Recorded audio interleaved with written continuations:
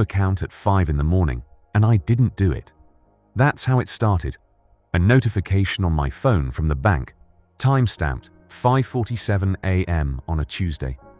I read it twice, set the phone down on my nightstand, and sat there in the dark for a moment, listening to my wife Patricia's soft breathing beside me. 43 years we'd been married. 43 years of building something real. And at 5 in the morning, something had shifted in the machinery of our life. My name is Marcus Webb. I'm 64 years old, and I've spent the last 38 years as a cardiac surgeon at Cedars Medical Center in Atlanta. I'm not a wealthy man in the flashy sense. I don't own yachts or vacation homes, but I'm comfortable.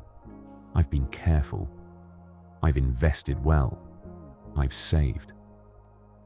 My pension, after 3 decades of surgeries, sleepless nights, and the weight of other people's hearts in my hands, had grown to just over $1.2 million. It was supposed to be secure. It was supposed to be untouchable. It wasn't. I got out of bed quietly and went downstairs to the kitchen. The house was still dark, that particular kind of darkness that comes just before dawn in October, when the world hasn't decided if it's night or morning anymore. I made coffee and called the bank. It took 40 minutes of being transferred between departments before anyone could tell me what had happened. My son, Derek, my only child, 32 years old, married to Simone for 4 years, had called the bank at 5:30 a.m. claiming to be me. He'd verified some personal information, some security questions, and requested that my pension be transferred into a joint account he'd set up with his wife. The bank, following protocol, had flagged it as unusual and initiated the transfer with a 24-hour hold. I had until 5:47 p.m. that same day to cancel it, or the money would move permanently. I hung up the phone without saying anything else. The coffee was still hot. I sat at the kitchen table where Patricia and I had eaten breakfast together for 2 decades, where Derek had done his homework as a boy, where I'd helped him with college applications and listened to him talk about his dreams. I thought about the man I'd raised. A good man, I'd thought. An accountant. Successful. Married to a woman from money. Simone's father owned commercial real estate across Georgia. They didn't need my pension. They had their own wealth, their own security. So why? Patricia found me there when she woke up an hour later. She could read my face like a cardiogram, every emotion registering clearly if you knew how to look. I told her what had happened. She sat down slowly and didn't speak for a long time. "Call him," she said finally. "Not yet," I said. "Not until I understand." That patience, that refusal to react in the moment, that's something I learned over 38 years in surgery. You don't panic when the monitor shows something wrong. You observe. You assess. You plan. You act with precision. Emotion in that operating room costs lives. I didn't call Derek. Instead, I called my lawyer, Robert Chen, a man I'd known for 15 years. I explained what had happened. He said the same thing the bank had said. I had until 5:47 p.m. to cancel the transfer. After that, we'd have grounds for a fraud investigation. "Are you going to cancel it?" Robert asked. "I'm going to think about it," I said. That day was strange. I went to work. I had a double bypass scheduled for 10 a.m., and I performed that surgery with the same steady hands I'd always used. A woman named Gloria Patterson, 58 years old, mother of 3, was on that table, and her life depended on me being present, being focused, being perfect. She was. The surgery was textbook.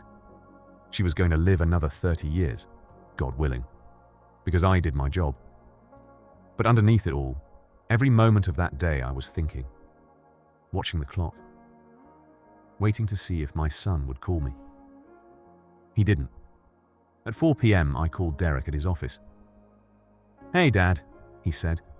and his voice was so normal, so casual, that I knew he was expecting me to panic, to come at him with anger and confusion and pain. That's what he was bracing for. "I got a call from the bank this morning," I said quietly, "about my pension." There was a pause. I could hear him breathing, recalculating. "Yeah?" he said finally. "About that? Look, I know how it looks. But I'm not calling to discuss it," I said. "I'm calling to tell you that you have exactly 45 minutes to transfer that money back to my original account, or I'm going to have a very different conversation with a lawyer and the FBI. Your choice." I hung up before he could respond. The money was back in my account by 5:30 p.m., a transfer labeled "Return of Funds" with a note that just said, "Error." No apology, no call, no explanation ever came. But I wasn't finished, and this is the part that people don't understand about patience, about waiting, about really knowing someone.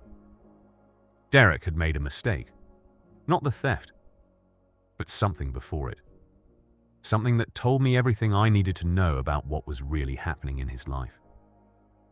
I spent the next 2 weeks gathering information. Not in a sinister way.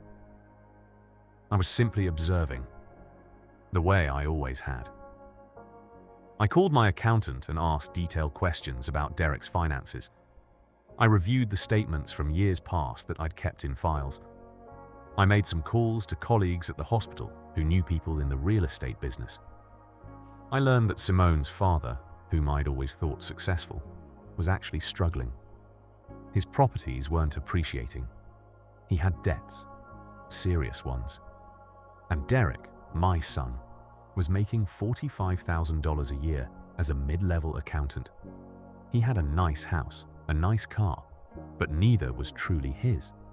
He was living a life he couldn't actually afford, the kind of life that requires constant feeding, constant anxiety, constant desperation.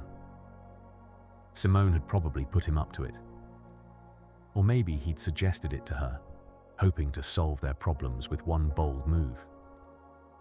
It didn't matter, really. What mattered was that Derek had tried to steal from me because he was drowning, and pride, or shame, or desperation had prevented him from simply asking for help.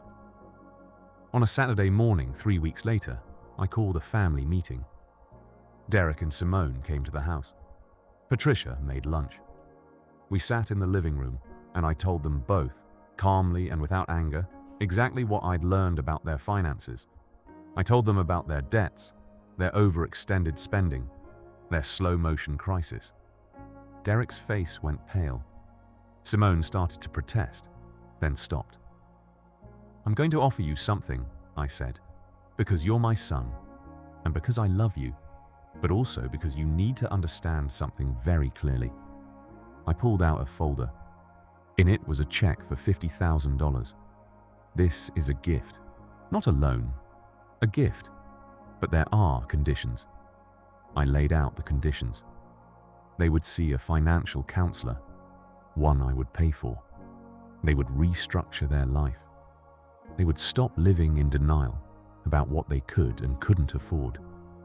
And they would never, ever try to take anything from me or Patricia again. "If you do," I said, "if there's even a hint of dishonesty or theft, you will never hear from me again. Not as your father, not as a family member, not in a will, not in any way that matters. Do you understand?" Derek nodded. He was crying. Simone was silent, her face hard and uncertain.